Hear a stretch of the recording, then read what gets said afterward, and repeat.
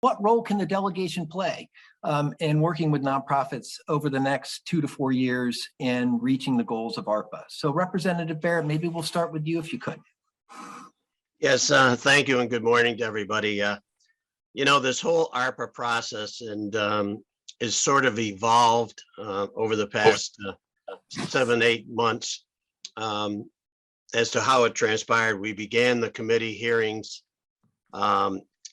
way back in the summertime. We started having hearings and heard from just about everybody across the state and what their needs were and their concerns were. And in addition to those, we had several Zoom meetings with several of the stakeholders, I guess is the best way to look at it. And we heard from the nonprofit community, but more importantly, I guess we heard from all sectors of it, from arts and culture to the YMCAs and many of the agencies that are on this call today.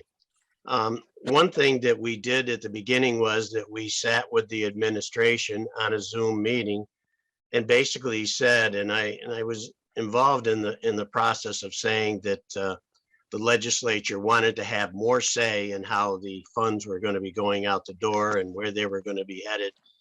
We saw a lot of it. My colleagues, I think, felt the same way.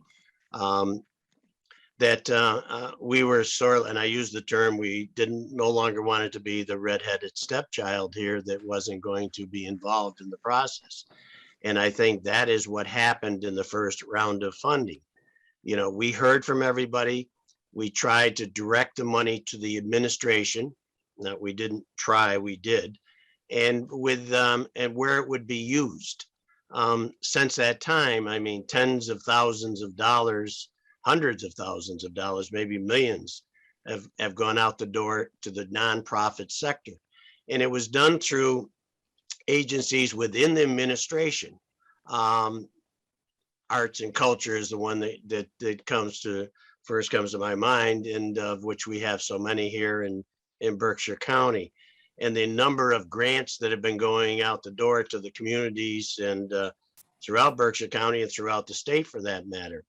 A lot of it was bundled by the administration. And I believe a couple of weeks ago, we saw a grant allocation go out for statewide to all the YMCAs, to the Boy Scouts and Girl Scouts, and of which they would disperse the money throughout the state through this one program, earmarking it for them. I think and we assumed that they would do that with most of them. And my colleagues on this call can jump in at any time and correct me if they had other experiences with it. But getting it out and that was how we were getting it out to the nonprofits. Were there earmarks that were requested? Yes. And that's what we did in the first round, and trying to meet the needs. I believe a few weeks ago, $75,000 was given to 3 agencies in Berkshire County, for instance, to try to see what they could do in eliminating hesitancy of people that were going to get their shots. I know in my neck of the woods, in Northern Berkshire Community Action received $75,000 from the administration's program and their ARPA funding, because there's really two sets of ARPA funding too that they're using. But from the original that was given to us, $75,000, I believe, went to Berkshire County Regional Commission, Planning Commission, and another allotment of $75,000 went to the Southern Berkshire Collaborative on Health in that area. So those are the types of money that was going out from the administration. There is still a ton of money out there. My biggest advice to everybody is to go on the state's website, see what's there. Even if you run an agency that you wouldn't think has anything to do with arts and culture, if you look there, or tourism is another big area, that you will find a program and money that's available that you can use in delivering some type of service to the people that you serve. So there's so much to it. And the hard part of it is how the administration is trying to get it out the door now more than anything else. But what is coming up in the next round of funding and what I can see happening, from what I've been advised, we have not met since the last time, the last distribution, and we sent it to the administration. The supplemental budget came out and the allotment of the ARPA funds. We will probably be having one hearing, what I'm told, because we've heard from most of the people. And we will also be coming out with another distribution in the next few months. Once that's been done, probably around budget time, might be tied into the supplemental budget that's coming out, of which there again, literally billions of dollars that will be available for distribution. The good news in all of this is that it doesn't have to be spent, I don't believe, until, God, I've heard different areas, but it's safe to assume that it has to be committed by, I think, 2024, and then it has to be completed by 2026. So there's some time here. How do the nonprofits involve themselves in one-time allotment of funding? Perhaps building a program so that you can fund it down the road. There will be money available for capital improvements that can be done, whether you own buildings or whether you need equipment, those types of things. That's the areas that I would look at that would allow you to improve what you now have. And there's so many other, let me tell you something. This is a creative type of thing, and that you have to look at your own agency and what you best need, and then move from there.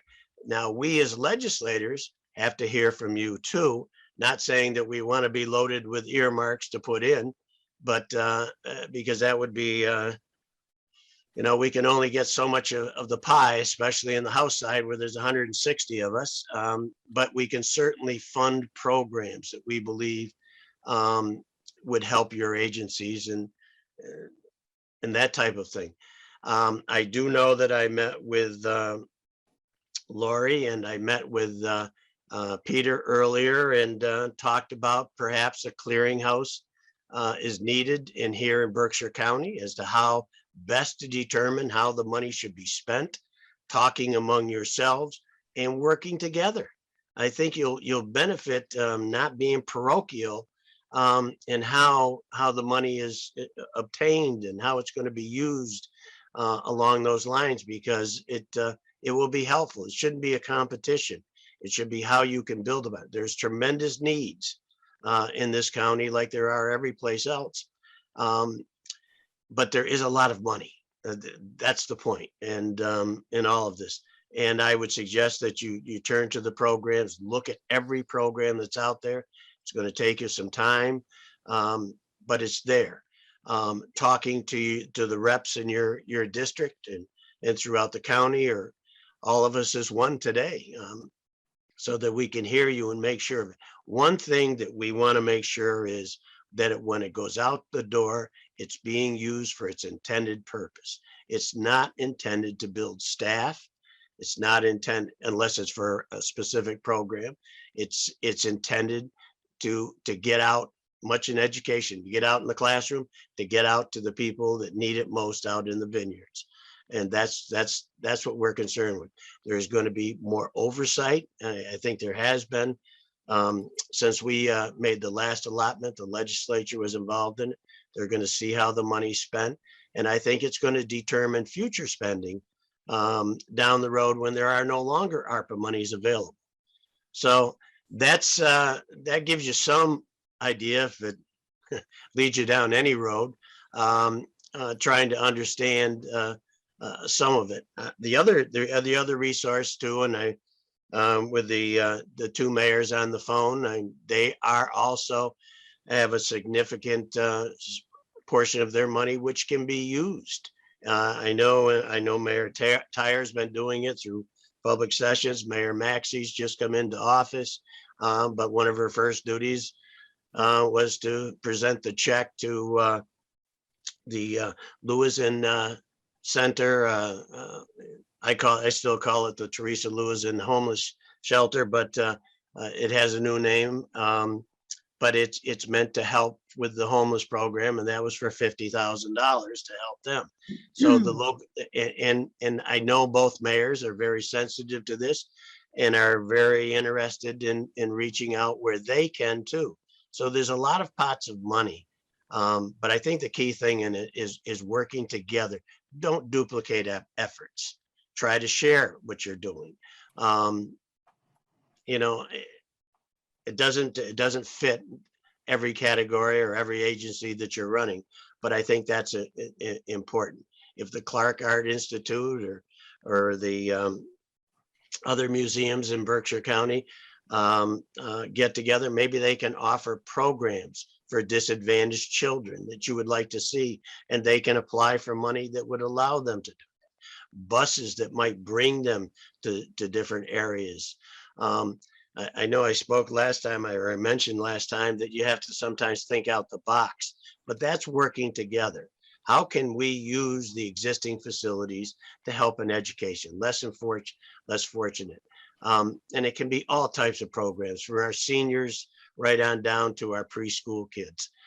Those are all important in all of this. So I hope that takes you someplace where you want to be, Peter, and giving an overview. And certainly my colleagues are much more experienced in the legislative process than I am, but I think that we all stand ready to assist everybody the way that we can. And North Adams and has been, involved in it up here quite a bit, but I think it's the whole Northern Berkshire community and how we have tried to do it here.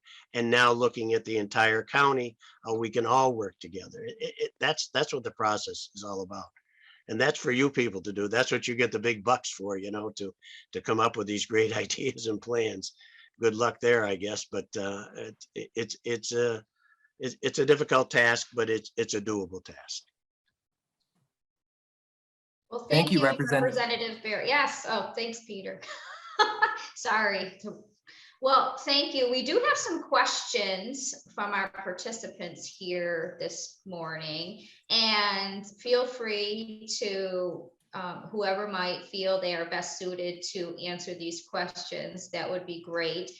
So the first one came from Jane Ralph of Construct, and she wanted to know, how can we speed the process of housing development funding to get closer to the speed of the need? And really, she's talking about,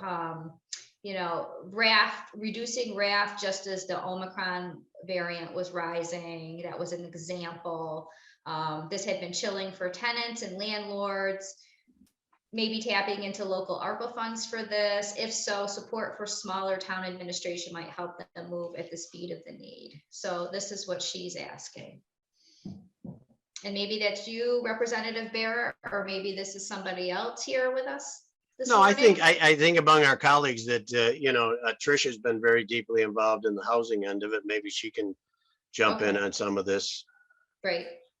Sure. Thank you so much. And it's really cool to see so many friends on this call. What a great gathering today. And I think it speaks to how we do things in the Berkshires, this collaborative effort. You'll forgive me, my dog Jade has a lot to say, clearly wants to join the meeting. So if you start to hear from her, that's her. Singing. This is her singing. Okay, so the most important thing, advice, I'm going to kind of go back to John's question first and then get into housing, is I think the collaboration that we do here is going to be helpful. And what I mean by that, and this is why the nonprofit center is so important. I'm going to let her out. Sorry.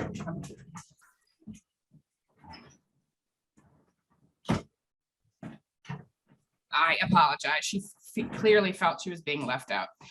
Okay, so the nonprofit center is so well positioned to do this, and that is like within your sectors to like form these teams to kind of keep an eye on the grants that are available and figuring out, like, is this one the right one for me? And is this one not the right one for me? And from someone who's come from a nonprofit, I'm saying the thing that people have already learned, and that is be careful about mission creep. Just because you can get money doesn't mean it's worth going after it if it's not really what you do, right? And that doesn't mean you can't be creative about it, just, be careful about it. And then I just really want to emphasize, and this is something that Rep Barrett had a lot to do with, is that there's going to be much greater accountability for how funds were spent.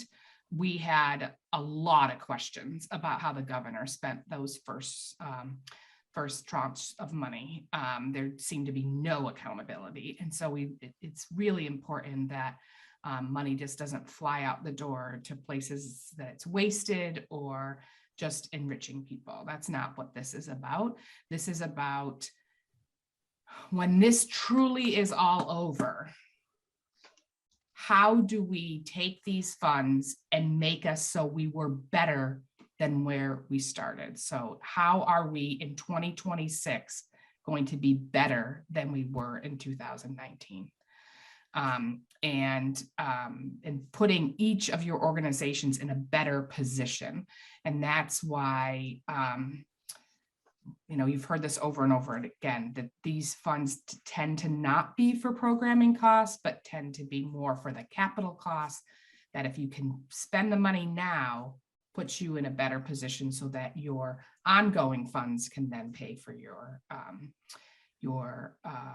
programming fund. So last week we met with the libraries, and there's a lot of capital needs in libraries. So ARPA funds aren't to hire a new librarian, but if we can make sure your heating and cooling costs are much lower, then you're going to have more money to spend on programming after 2026. Example. Okay, so the question specifically was about housing. There are actually a lot of housing programs already in the queue. They are on a wait list to be funded. And now that is specifically for gateway cities. So I'm going to acknowledge that right up front. It's the HDIP program. These projects have been well vetted as programs that are projects that are worthy of state funds. They've been looked at, every line item in the project has been looked at and said, yes, we really want to fund this. We just don't have the money right now. So HDIP is a great program to be infusing money in now, and we can reduce that wait list by, 4 or 5 years if we do that. I'm a big proponent of permanent supportive housing, otherwise known as enhanced, what's it called? Boy, Eileen is going to get after me. Single resident occupancy buildings. And so it's funding of those kinds of things with the ARPA money that is going to make a difference later on. So 2 things: collaborate, yes, in this big group, but even more importantly within your sector, and then be going after funds that be picking projects that put us in a better position for later on. Somebody did ask the question about where can we access this? There is a website. Lisa from my staff has put that link in. We're being told that's the best place to go. I would love feedback from you all as if it really is a useful tool for all of you, but it's supposed to be this one place that nonprofits can go to get information about grants. Great. And I hope that was helpful. Thank you so much for that information. And we are going to talk more about housing in a different section. So there'll be more opportunity for anybody that wants to ask more questions later on. We do have a few more questions in relation to ARPA funds right now. One is pertaining to energy. And I'm scrolling back up this is from Rosemary Wessel. Is there any space for programs working on energy and housing equity and improving health outcomes? I'm not really sure who to give this to. I'm thinking perhaps Representative Mark wants to speak on energy, and then combining it with housing outcomes and housing and improving health outcomes. That could encompass several of our legislators. So I'm going to leave it out there for whoever would like to respond.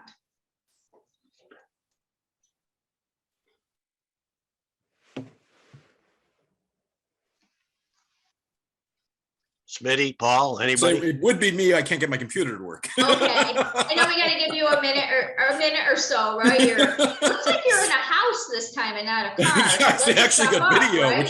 which is a one step forward for mankind since the last time we had one of these. That's great.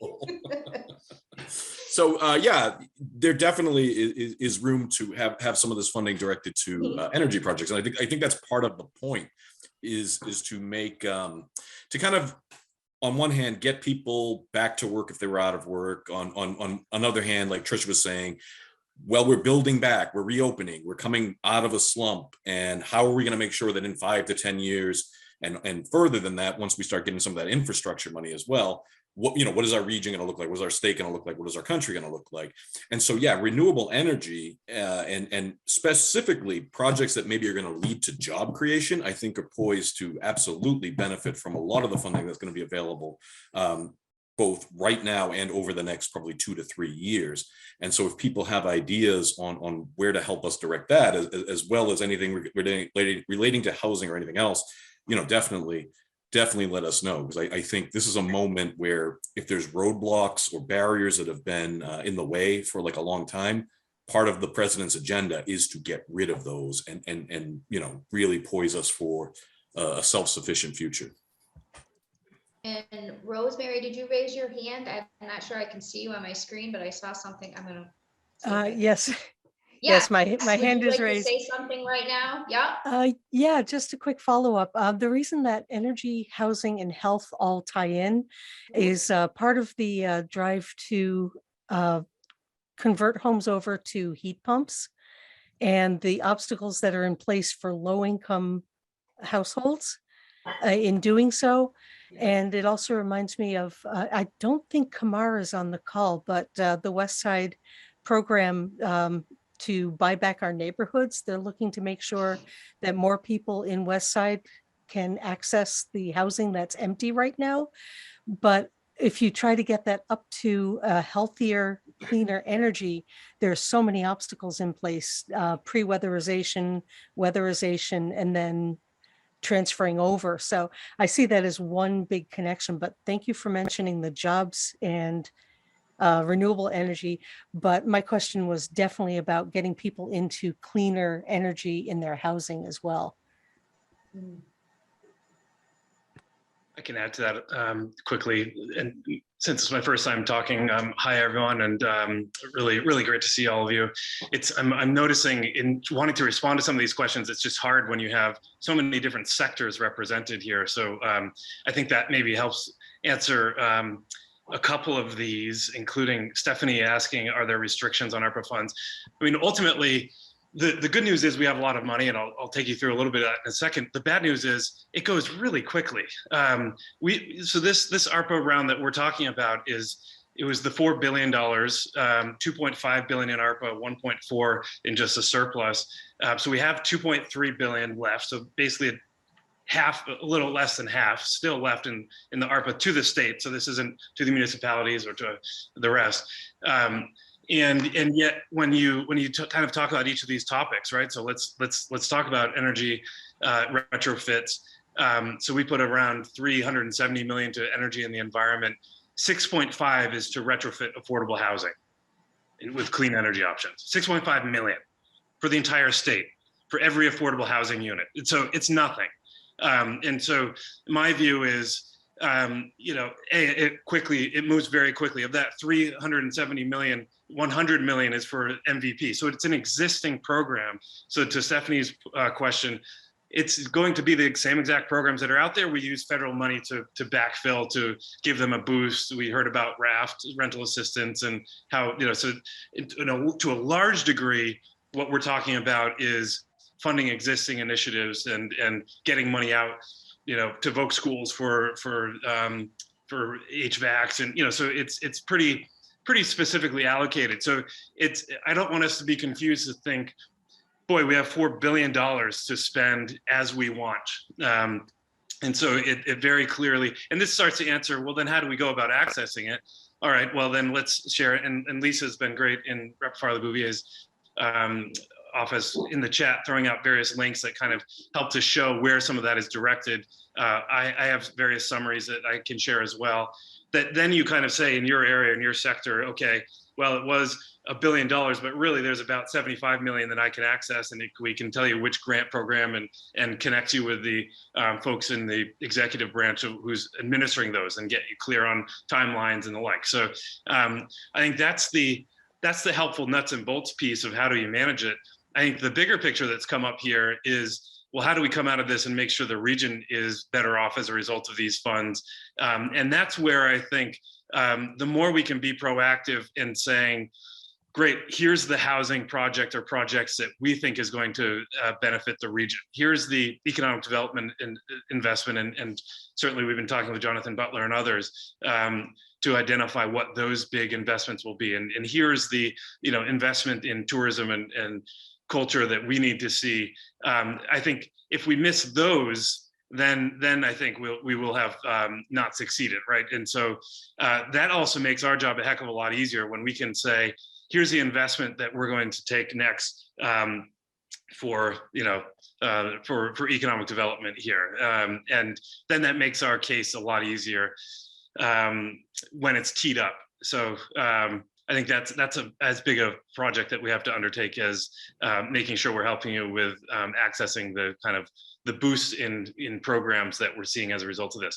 I just wanted to, before I move on, we're talking about ARPA, but that's one of many moving vehicles in the coming months and years. And so I just mentioned we're going to do ARPA 2.0, which is going to be as big, if not bigger. You've probably seen some of the headlines that our state surplus is even bigger than we thought.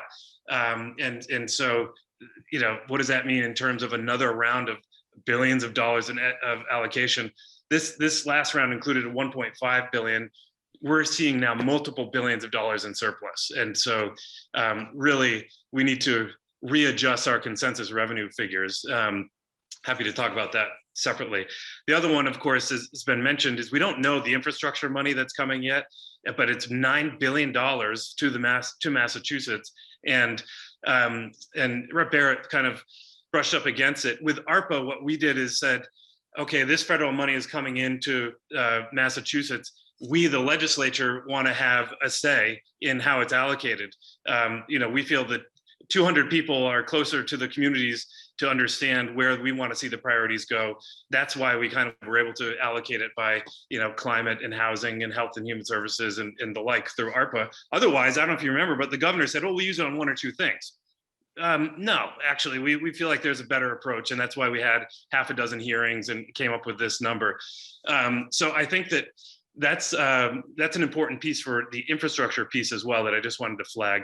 But let's not forget, we're now kicking off our annual budget again. So now I've just talked about 4 different vehicles for having conversations locally around what we need to prioritize. And so anyway, this is a good way to kick it off, but let's not get totally focused on ARPA 1.0. We have 2.0, we have budget surpluses, we have infrastructure, and I'm biting my tongue on building back better, but there you go.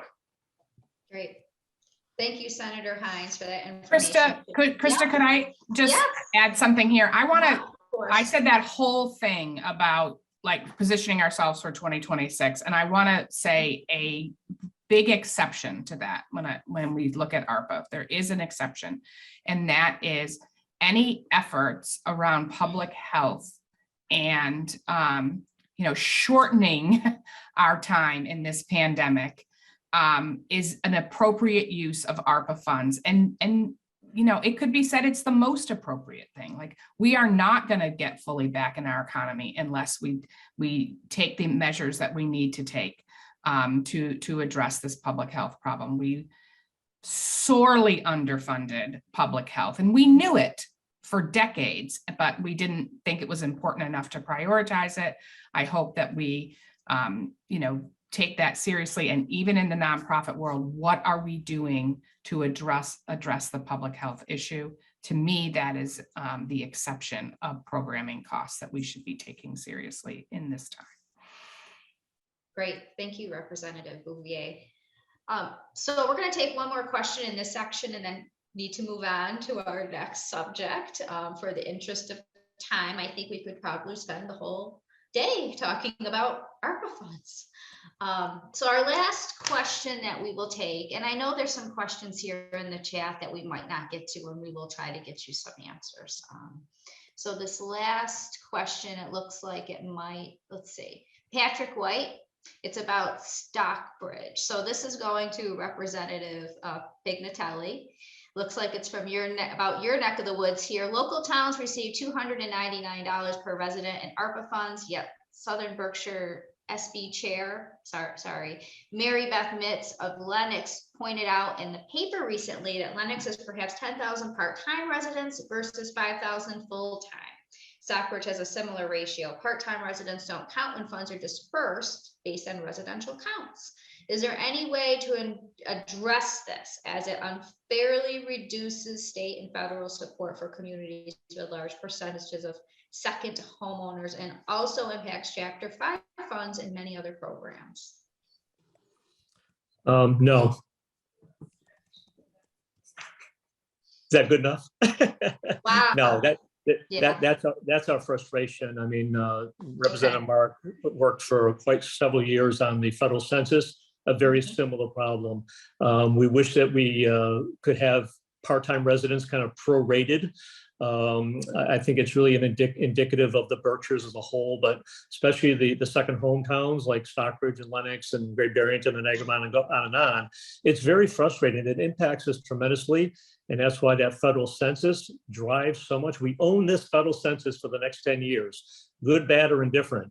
And if people aren't accounted for, I think it's just frustrating because it impacts our roads and our bridges and our schools and everything right on down the line. So Paul and I have talked about this for several years, the fact that we wish the federal government could recognize part-time residents who are here for maybe 5 months and 30 days, but for the 6 months and 1 day, they have a residency in someplace else. Don't tell me they're not impacting our community. So that's a frustration that I've had for quite some time. I don't see any easy solution to that, but it's worthy of a conversation to plead our case when it comes to accessing dollars, not only today, but in the future. Right. And it's true. And as you said, it's an area that seems to just keep growing and something we might want to discuss further. Thank you so much for that. Our next area we're going to dive into is workforce development, workforce issues in general. We know, talking with the nonprofit organizations that we work with, that we fund, that are our community partners, that it's often hard to fill positions in our organizations, that many positions are unfilled. We can't find suitable staff or qualified staff to fill them. What do we do about this? What are the challenges that we're facing that we want to let our legislators know about? And perhaps this is something we've talked about before ad nauseum, but I think we do believe that this is something that's very important because it's usually the number one topic that we hear as funders. So I will let's let the questions come. And first, I think I'm going to throw this out to, well, let's see, who wants to tackle it? I'll take this on. Okay, great. Having been involved in workforce development for a few years ago, I found that the most successful job training programs and workforce development can come from basically the businesses themselves, and actually having them share in some of the costs of on-the-job training programs that are so desperately needed, but yet so desperately successful. Whereas for a 9-month period, an individual would come into, and in some very good areas that we placed some at the time, good paying jobs, Verizon, Berkshire Gas, some of General Dynamics, in which they actually went on the job for the 9-month period. The responsibility of the employer was they would pay the health insurance costs, and that the public money would be used to pay for 90% of their salary. And the other 10%, of course, would be shared with the with the employer, but it was a good deal for everybody. The nice part of it was because we heard from a lot of people, well, I don't want to have to take these people at the end of the 9 months or 6 months, whatever it may be, if they're not qualified and they don't fit the job. Well, we didn't make that a requirement. And many would say, well, geez, people would use it, businesses. It was most successful because we'd screen the people, get them in there, saw the benefits, and that's where the training took place.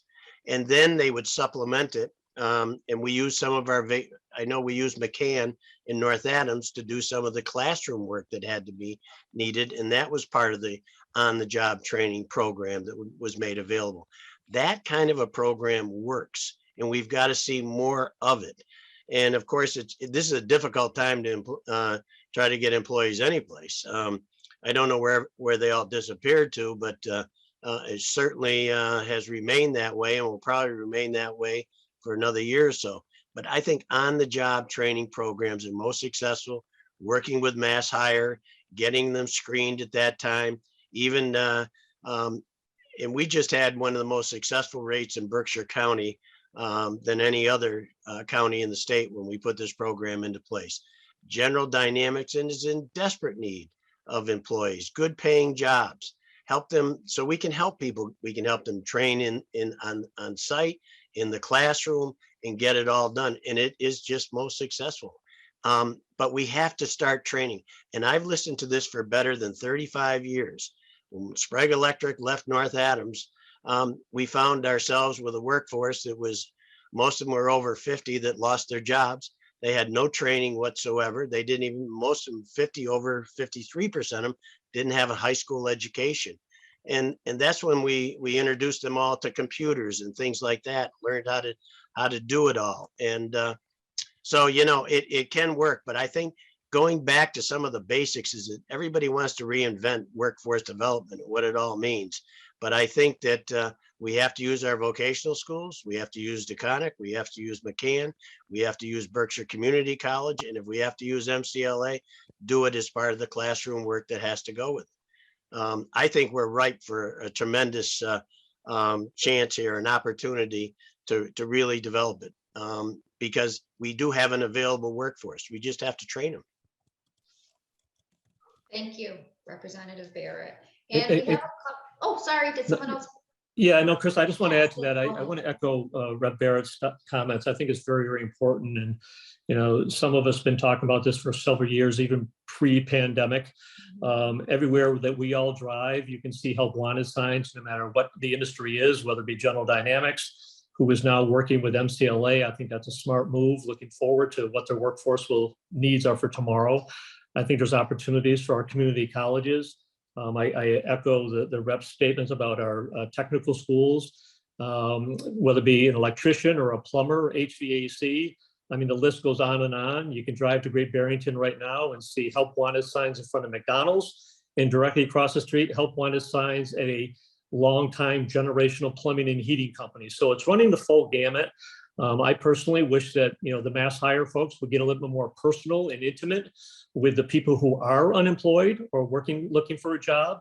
I think we need to have a more creative look at things, but we also have to keep in mind that, going back to the housing for a second, housing is a problem. Finding safe, clean, affordable housing is a big challenge to people, no matter what the workforce is as well. So I think investments in housing are going to help us solve some of our workforce issues. But in many ways, I really believe that our unemployment rate in Berkshire County should be zero. There's plenty of jobs. I think the childcare is a legitimate concern. We have to try to address that, which is preventing moms and or dads from going back into the workforce because of childcare. This COVID are we in school this week? Are we doing it remotely? Is causing some challenges as well.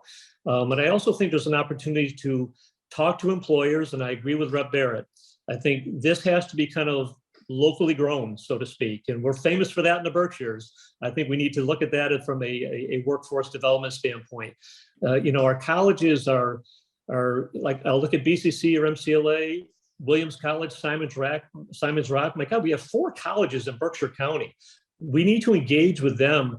Not only do we want to get people towards associates or bachelor's degrees, but there's nothing wrong with trying to encourage certificate degrees, 6-month, 9-month, 1-year certificate programs to provide people an opportunity to get retooled, retrained, get back into the workforce. I think that's how we can do it.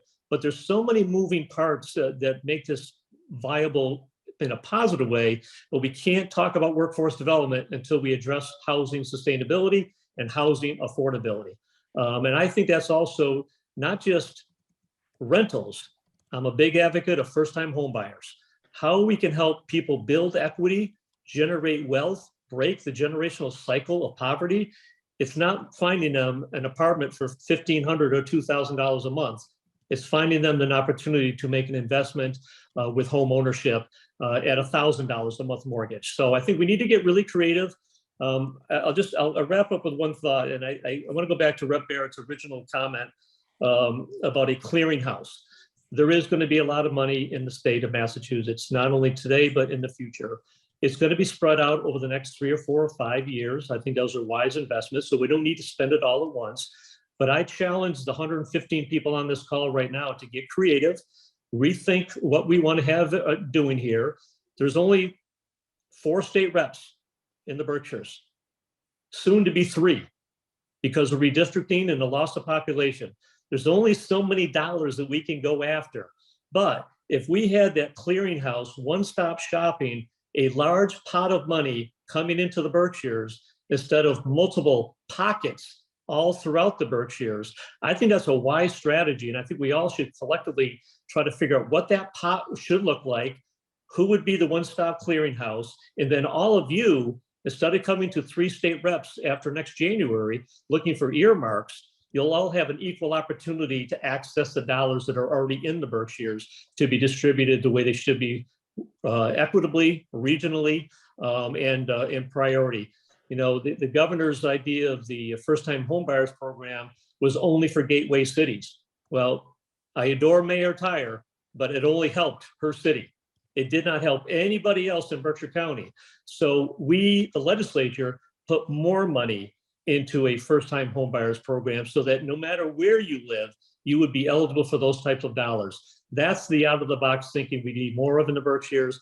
And I think that clearinghouse idea could be potentially a home run, whether it be roads and bridges, housing, workforce development, cultural facilities funds. I think that's a strategy we should all try to collectively work on. Krista? Yes. I'd like to chime in and course. underscore a few things. One, housing, absolutely. And it sounds like we're going to be pivoting specifically to that. Smitty brought up the issue, and Heather in the chat about childcare. And I think it just warrants a few more comments about that. And, you know, people are not surprised that I'm talking about this. I've been talking about it for a while. It was very upsetting that, if we can remember, really a long time ago, like 18 whole months ago, the Lieutenant Governor put together a reopening commission, and we did have somebody from Berkshire County on that. That was a win. The loss was who was on this commission. It was all CEOs basically that were on this commission. And at the very center of the reopening was childcare, and that wasn't acknowledged and it wasn't addressed. And you know, there's so many issues around this, and there's so many people on this call that, you know, childcare is what they do, and I appreciate them so much. You know, we don't pay people to take care of other people, basically. So when it comes to childcare, elder care, people who are caring for people with disabilities, we do not pay them. We do not value them. Now, why should we value somebody less when they're taking care of somebody than if they're at, you know, in a teller position at a bank, for example? I have nothing against tellers. I'm very, very glad they're there. But why is that of more value to us in dollars and cents? We have to break this cycle. We have to kind of blow up this system of not valuing caring for people. And I look at, this is the nonprofit world that we're looking at here, right? What does it look like to be paid for working for a nonprofit? Not great. Not great. I have 3 kids in their 20s and they're all in the, job searching space. And it's pretty remarkable to see it like right in our face right now, what it looks like of people who are looking to in the nonprofit world and those who are working more in the financial world. It's stunning. And we're not going to ever address this unless we change our values on that. And quite frankly, that's a shared responsibility, right? Like we in state government have to be able to say, no, we're putting more value into these things and getting the pay up. But we have to really blow up our whole childcare and elementary ed system, right? Like, why is it that we don't charge anybody to go to 5th grade, right? But we charge them if they're 4 years old and are going to preschool. Like, why do we do that? We have to change our thinking on it because I always think early ed is a secret sauce, right? To address poverty, we get good, high quality, affordable early education, means a child is going to succeed, which means that helps that family break poverty, but it also means everything to the family to be able to return to work. So I just hope that we never stop until it's solved talking about high quality early education and care. Thank you so much. And we know they're all interconnected. Those of us certainly who have a social work background and have been social workers. So I think this is a great time to pivot right to housing. And I'm going to now turn to Tom Mazzucco, and he is going to pose a question to our legislators about, well, actually, I'm going to ask Tom a couple of questions about what's going on right now with housing initiatives, funding for housing, and then we'll be able to share some more information to our group this morning. So, Tom? Yeah, sure. Thank you, Krista. And I guess I want to just lead off with a follow-up to a suggestion that Rep. Barrett made about working together to kind of come up with an overall approach. And my organization, the Berkshire Regional Planning Commission, working with One Berkshire, has been developing a housing strategy for the region. And we're finalizing that right now. So we have been working together, and I'm not going to talk about specific development projects. That's not my area of expertise. But in our work, we did convene a group of stakeholders, some of them who are on the call today, Jane Ralph and Brad Gordon, looking at housing across a broad spectrum. And it's no surprise to anyone on this call, it's been talked about, that we are in a housing crisis in Berkshire County. We don't have any of the right units in the right proportions for a lot of different reasons. Housing for the elderly, housing, affordable housing, housing for the workforce housing to 1 to 2 small bedrooms, those types of issues. There are, though, so that's what the numbers tells us. But working with the practitioners group that we did put together, that included the nonprofit developers as well as planners as well as financiers, we learned some other important items that I think was going to help us as we try to access the ARPA funds or all these pots of money that are coming forward. And some of these, though, are not capital projects or capital related. So I guess my question to the legislators is how can we overcome some of these obstacles? And one of them that our group told us is that Berkshire County is really not a very welcoming place for housing development. That there's a lot of opposition when someone who tries to do a large project.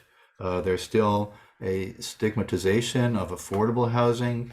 And there doesn't seem to be the advocacy groups for housing development that are in other areas.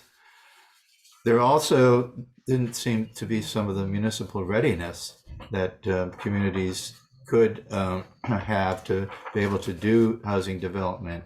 Some of that was part of a capacity issue on the municipal side. Some of it is that zoning bylaws are outdated, public infrastructure is lacking. And then even if we had money, one of the issues that was raised was there didn't seem to be a very strong development community in Berkshire County. Mobilization of developers to do new development seemed that that was a need that we had.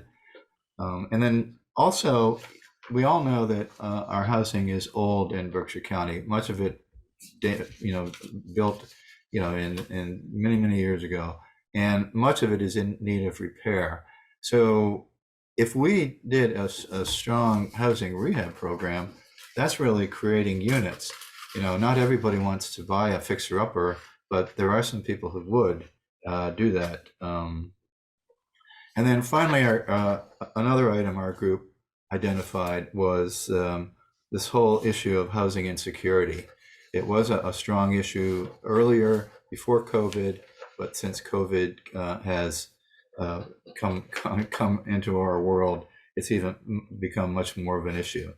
So those are not capital fixes necessarily. These are more, the soft costs related to housing and those types of things. So I guess I'd be interested to hear what are some thoughts that the legislators might have to address those. If I could just jump in on this one quickly, I think one thing that's been overlooked in providing more housing is giving people, especially those in the low to moderate income working families, who don't have the opportunity to own their own homes. When I was mayor in North Adams, we had a program called the Homeowner Opportunity Program.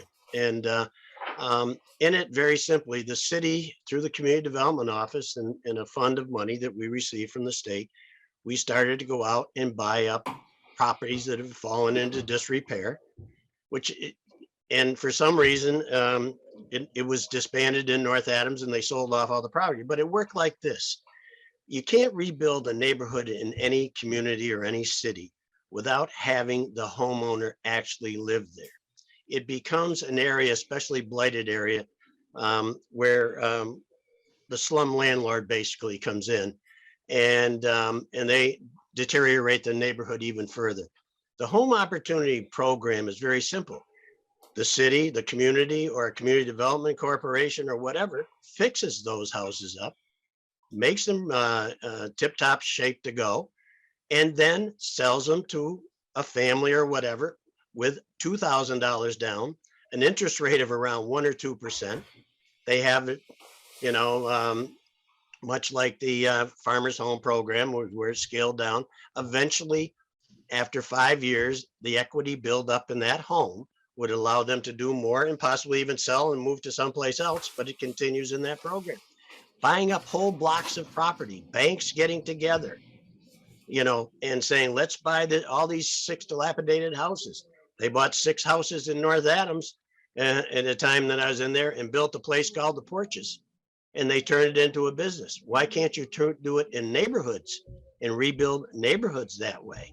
And give, at the same time you're doing that, you're getting a lot of the drug dealers out of there, and you're also giving people an opportunity to own their own home instead of looking at bigger projects, which are fine. I'm not against that, but I think those are the types of things that have to be looked at. It received a national award for these efforts. I saw it done in Covington, Kentucky, where a group came together and they formed Home Opportunity Trusts, where they actually bought up several blocks and they fixed them up, turned them over to people, went in there, working class families, and had that opportunity. It all works. And I think when I talk about creativity, it's creative in some people's world, but it had been done before and successful.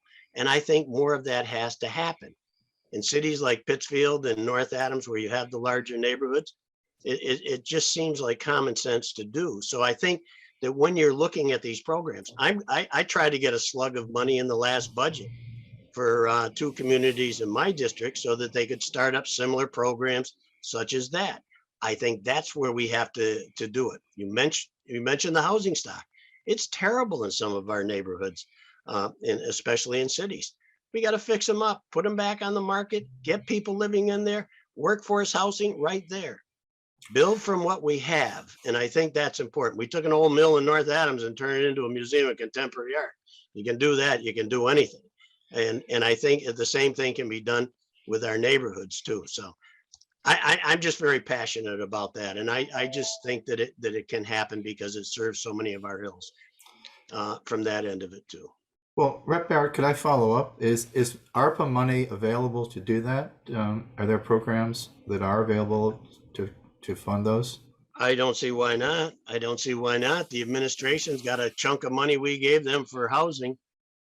And if they don't have a housing rehab program, then I guess it's shame on the legislature that we should require them to have it in the next round of funding, that they look at some of that. I would assume it's housing. It's creating new housing. And I think it's, believe me, if you started doing some of this, you get national awards for undertaking this thing, because you're saving a lot of things and you're helping a lot of people, and you're most of all helping your community. This is Brad Gordon. I was just gonna absolutely support the concept of a rehab program based on the age of our housing stock. Most of it is 60 years or older across the county. But I would say that we have a relatively small window. I think the economics has changed dramatically. I was just looking at Market Watch, which is the realtors publication. And in 2021, multi-dwelling units, sales of them were up 45%, and the price was up 21%. And what that tells you is that we have a whole new market dynamic, one that will make it more difficult to pick up these properties. And I'm not saying that's a bad idea. It's a very good idea, actually, and we should be doing that.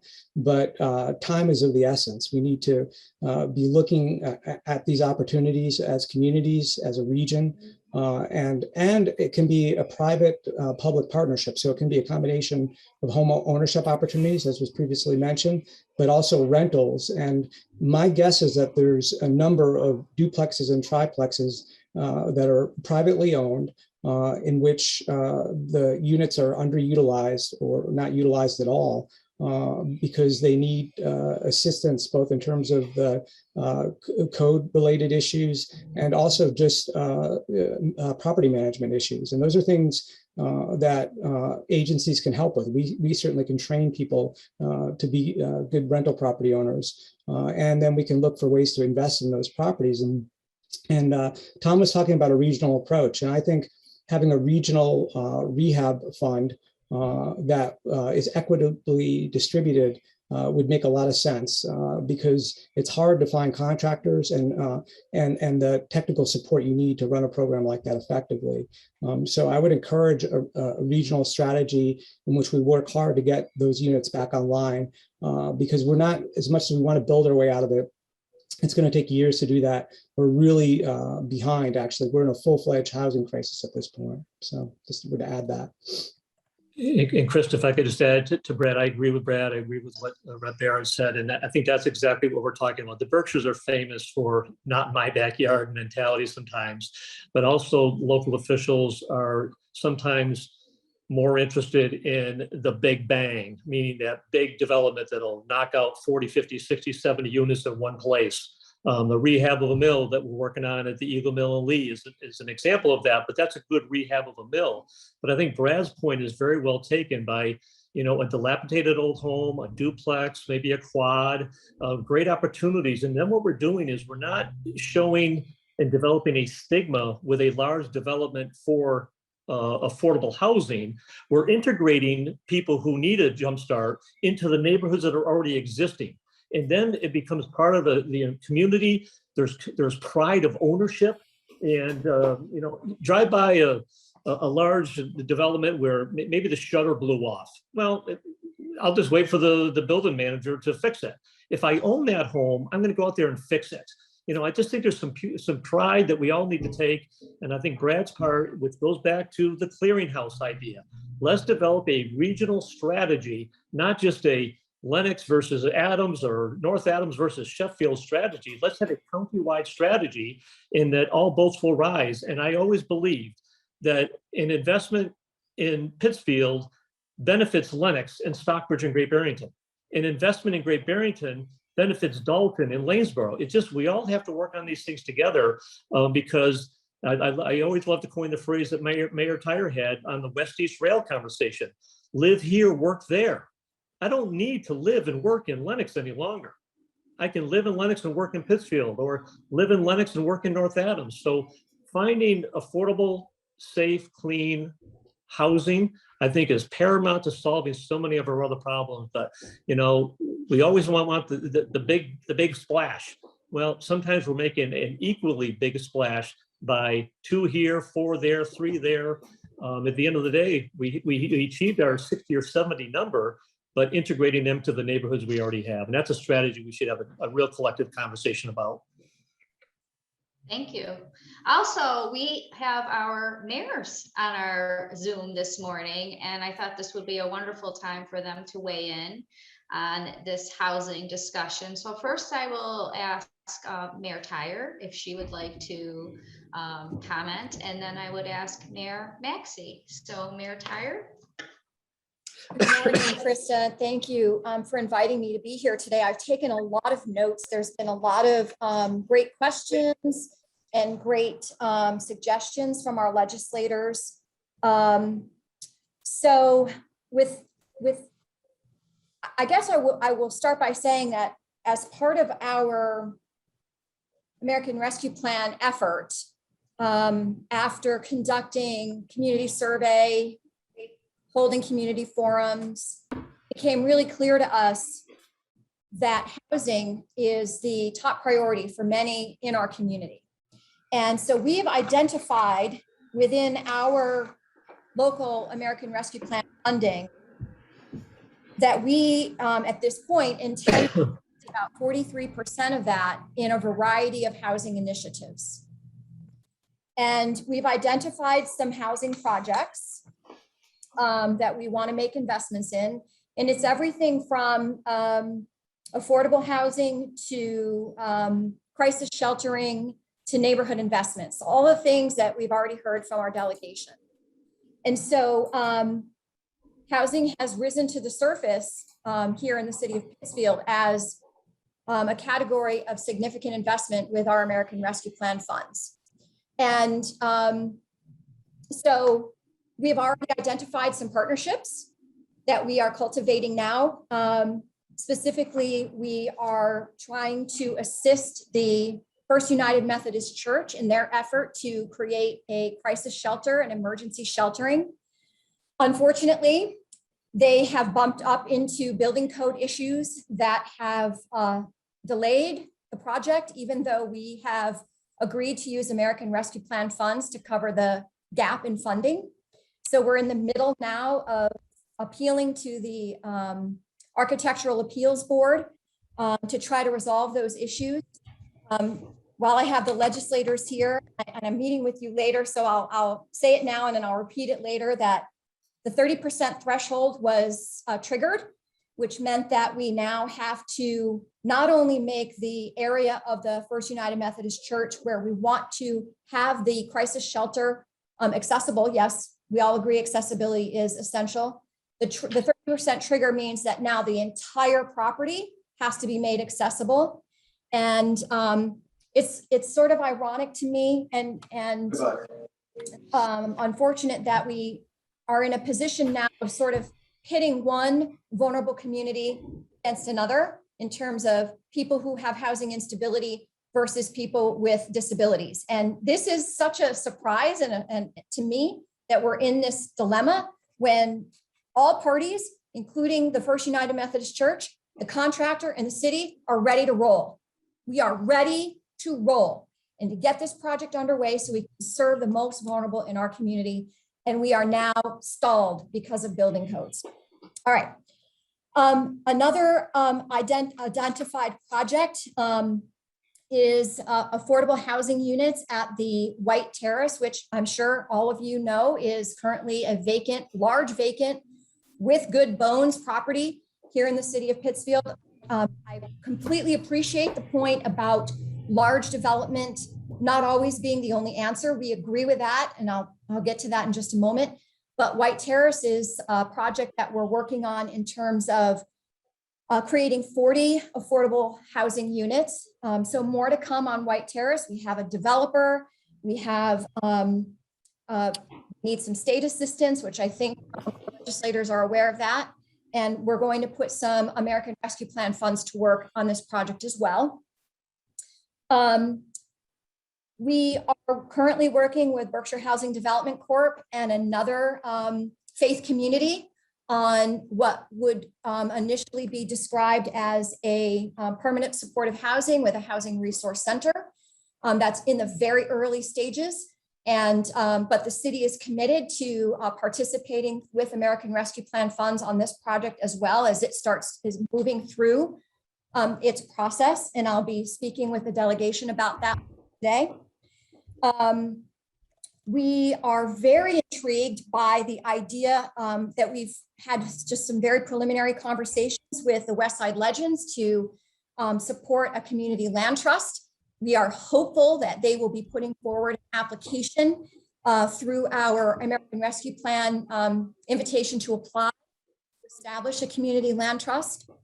We are going to put, using American Rescue Plan funds, we're going to put another $1 million into our At Home in Pittsfield program, which is an exterior home repair program. This goes to the point that Rep. Barrett and Rep. Pignatelli brought up about investing in our neighborhoods. We identified that we have a lot of very old housing stock here in the city of Pittsfield, and what are the things we can do to help invest in those neighborhoods?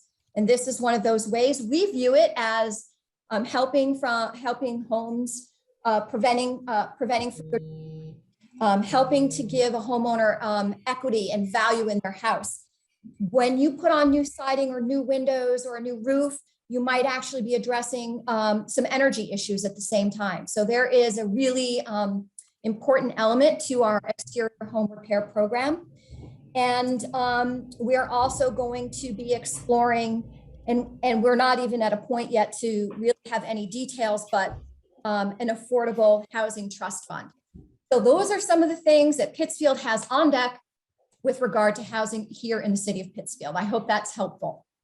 And I'm going to put in the chat a link to the city's American Rescue Plan page on the city's website for anyone to go and explore what we're doing with our money here in Pittsfield. Great. Thank you so much, Mayor Tyre.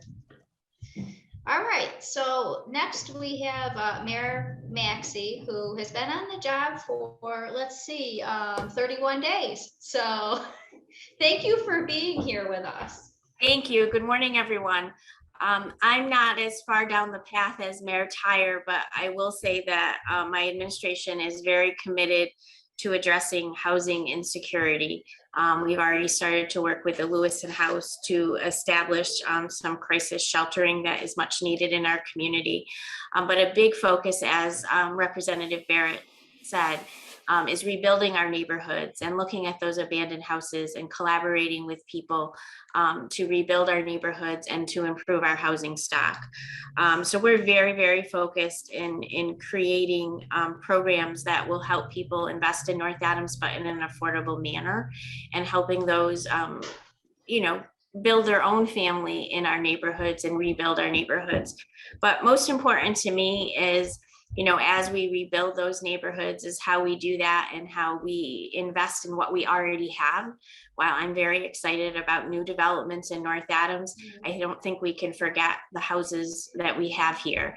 And I'm very interested in allocating some ARPA funds to rebuild our neighborhoods and to address the housing need here in North Adams. But at the same time, with ARPA, getting off the housing topic, we will be using a lot of our funds to address the infrastructure, not only the things that you can see underneath, you can see above the ground, but below the ground. And part of that spins off into economic development and expanding our broadband. So I'm not as far down the path as Mayor Tyer, but I will be very soon. But this has been a great conversation, and I also took lots of notes. But please know that housing insecurity is one of my top lists to address. And I look forward to working with all of you on the call today to do that and help North Adams. So thank you. Great. Thank you so much, Mayor Maxey, for being here also. And we have a couple of comments and a couple questions in this area that we'll address before we get to our wrap up today as we're approaching the 11:30 time. We have a question from Ben Lamb of One Berkshire. Is there any sense from the delegation about improved support for communities to pursue smart growth zoning going forward?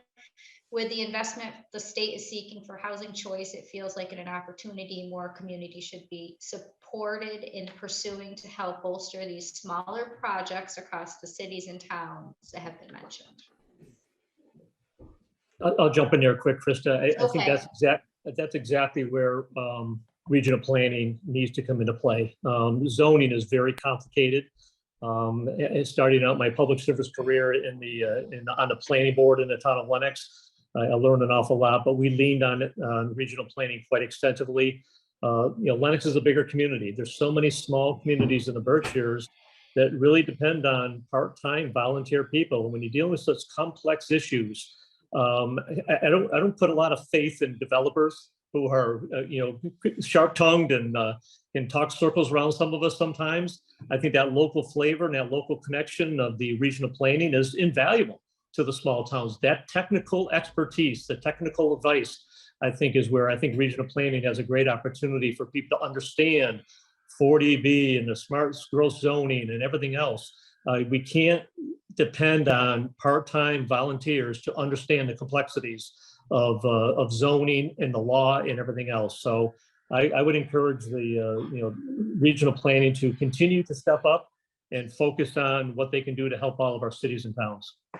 And Christy, if I could respond, we are doing that, Representative. I mean, I've directed my staff to make this one of the highest priorities.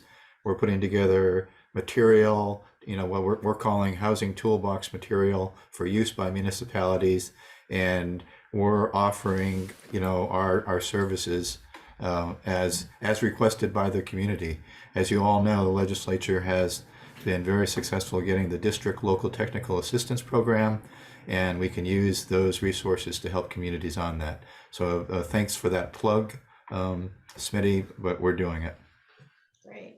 A quick addition in the housing piece here that I love that the conversation has moved to zoning, because it's both how do you inject funds for the supply side, but then how do you overcome the zoning challenges, and that's something that there's a lot of attention being paid to, as former Councilor Lamb has pointed out, and it's a part of our conversations at the state level.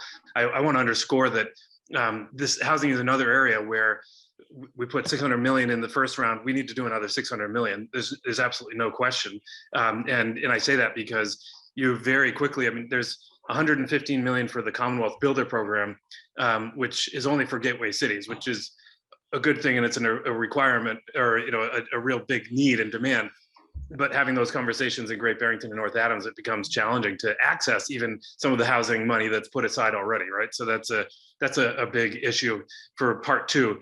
And I really appreciate the emphasis today on rehab money, because that really isn't clearly spelled out in the money we put aside so far. Oh, before I go, the other one is if you haven't seen it, there's a lot of energy around a new HERO Act, which essentially, you'll remember the governor proposed increasing the deeds excise from the $4 or so per thousand of value, and increasing it so that money could then be spent on climate adaptation. Everything around here, from culverts and bridges and the like, and then seawalls in other parts of this Commonwealth.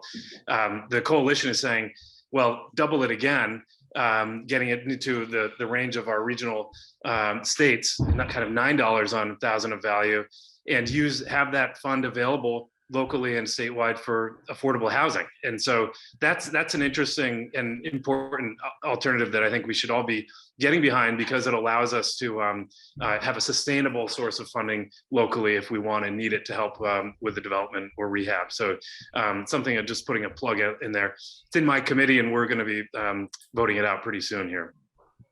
Great. Thank you, Senator Hines. And we had a question from Kelly Kozak of Mountain One, if there were any countywide initiatives that are focusing on housing issues, and there were some responses in the chat. There are a few different groups occurring, as Kelly is part of our Northern Berkshire Housing and Homelessness Collaborative in Northern Berkshire, and then there was some responses from other individuals involved about other initiatives occurring. But if anybody knows of anything else occurring.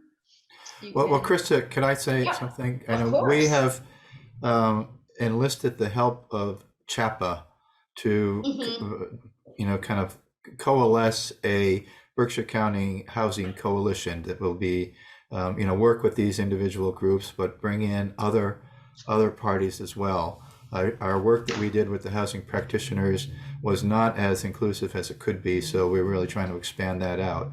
So over the next year, CHAPA is going to be providing some advice for us as we go forward, and work with us on that. So, if anyone wants to be a part of that coalition, they could send me an email, and we'll make sure as we start rolling this out that we'll collect that and invite you to all those, whatever's happening. It's not fully structured yet, but it's in the works this year. Absolutely. Thank you. I actually just recently met the woman who was facilitating that at a United Way meeting. Brenda was there too, I think. So, but great. Thank you. So now we can do a wrap up, and I'm going to introduce Tom Bernard, who is the president and CEO of Berkshire United Way, to share some final thoughts. Well, could I just say one thing that I was yes, go right ahead. I'm sorry. Remiss on the housing. I did want to put a big thank you to Representative Mark. In one of the last budget items, he did, secure some funding for my organization, as well as Berkshire Housing Development Corporation, as well as One Berkshire, to keep advocating for this housing issue. So thank you, Representative Mark. Thank you. That's great. All right. Thanks, Kristen, and thank you, everyone. Can you all hear me? Just want to make sure. Good. I want to start by thanking the members of the Berkshire delegation for their time, for their engagement. This is a really critical set of conversations and a very good time as the delegation will be moving into budget season to really think about this set of needs and how we activate around them. I really want to thank the partner organizations that convened this conversation: Berkshire Taconic, Northern Berkshire United Way, Nonprofit Center of the Berkshires, Williamstown Community Chest, and I want to give a special shout out to my new colleagues here at Berkshire United Way for being part of the conversation, and to Brenda for being one of the facilitators and helping to keep us on track. And then I want to just thank all of you who are on this call representing our nonprofit, our human service, our caring sectors. As Tricia mentioned, this is the place where when we talk about workforce, it's making sure that we're recognizing the folks who do this work appropriately. But we know that the nonprofit sector is the backbone in many ways of responding to the needs of our community. So building back a stronger Berkshire County is going to be dependent on and fueled by the work that all of you do in the sectors that you represent: cultural, housing, human service, healthcare, mental health, all just across the board. And it's great to know that we have an engaged, thoughtful network here, because we're still talking about work that started really 2 years ago when we stepped into responding to the pandemic and continuing to respond as a region, as a Commonwealth, as a nation. So keeping that public health lens front and center. As Tricia reminded us, and as Representative Barrett and Senator Hines Reps Mark, Rep Pignatelli, Rep Farley Bouvier, this is about collaboration. It's about partnering, and it's about coming to some answers about, you know, how do we address public health outcomes? How do we do the capacity building and the sustainable investing that we want to do, so that we are stronger, so that if we can come to some agreement among ourselves on what a clearinghouse looks like to make ourselves more responsive, more nimble and agile, there aren't 40 or 50 agencies going to 4 and soon, as Smitty said, 3 representatives, but we're really speaking as a region about shared collective needs. You know, I think what was interesting is how quickly the conversation pivoted from workforce to housing, and how critical the interaction and the intersection of those two ideas are. And, you know, we heard the importance of our vocational sector, our K through 12 system, our higher ed partners. I mean, it runs the gamut. And so when we talk about the workforce challenges, and we talk about what, you know, General Dynamics needs, and what you know, McDonald's or the small plumbing and heating organization, or each of us in this nonprofit sector who know how much we're struggling to fill positions, to retain and recruit staff. And I know that the mayors and municipal partners know as well how challenging it is to bring in, to recruit, retain good people. So all really, really important work. And I think just to speak for the conveners, Trish, I think you were the one who said that early childhood in some ways is the secret sauce. And so certainly it's central to the mission of our team here at Berkshire United Way, but to the nonprofit conveners across the board. And, you know, I know that the housing piece is just really critical, and that's going to be one of the areas we're going to have to focus on follow up, because there's such a passionate and knowledgeable group of partners that we can bring together.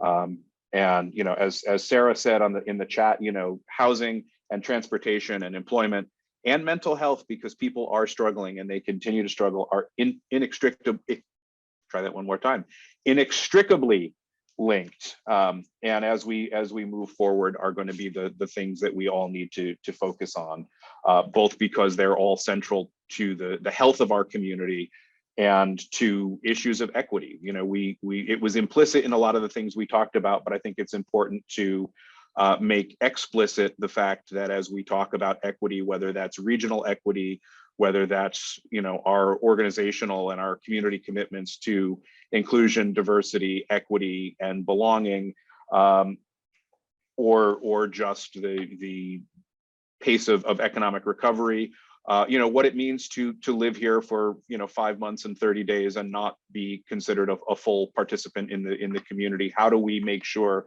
that all of these are addressed? And I do think that the real critical follow-ups and the next steps are going to be around this clearinghouse idea, as well as around the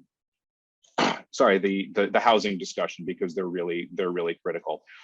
So just, you know, I think what we're going to have to do is think about how to focus those, have some focused conversations. We're talking about sending out a survey after this to get your responses and reactions to the areas that everyone feels are really critical for bringing additional focus to, so that when we talk about a clearinghouse, when we talk about partnering, when we talk about accessing ARPA, when we talk about coming to you during the budget process, speaking to our legislative partners, you know, we are speaking as the Berkshires so often do, and do so well with one voice. So I just want to thank everyone on the call for being here, for being engaged, and knowing that we've got big challenges and we've got a great team of partners to address them. So with that, I will say thank you, and I'll just ask if any of our other convening partners wanted to add anything.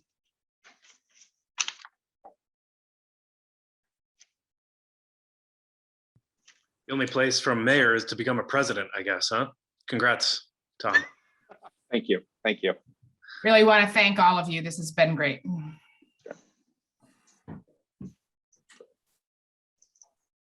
Yes, ditto to that. Thank you very much. And please feel free to contact us with anything that came out of this program today that we can be helpful with, because I think you're fortunate to have a delegation that understands your needs and wants to help in any way possible. So, and get it out to the real West. As Smitty says, everything runs east to west. We want to make sure it runs from west to east.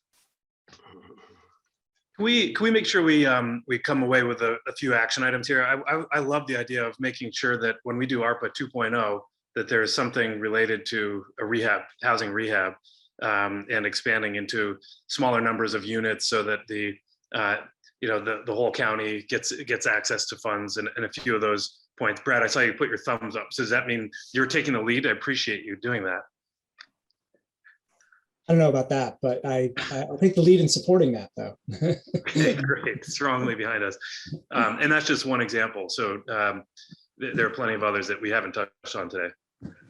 If I could just quickly add, I think Brad had a great idea. If there's a way we could get an inventory of what the Berkshires look like on that rehab opportunity, and if we could somehow put a dollar next to it, just to give some idea how many are out there that could be rehabbed and how many dollars we're talking about, that would be helpful to the delegation from a budgetary standpoint.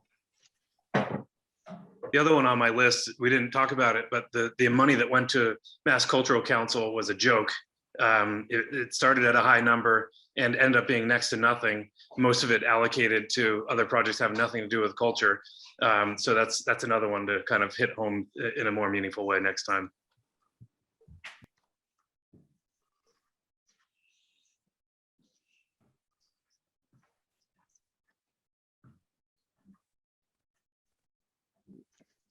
I think we're right at 11:30. We will be saving the chat and thinking about what follow-up conversations we have next. Definitely a couple really great ideas came out of this. So thank you all for your time today.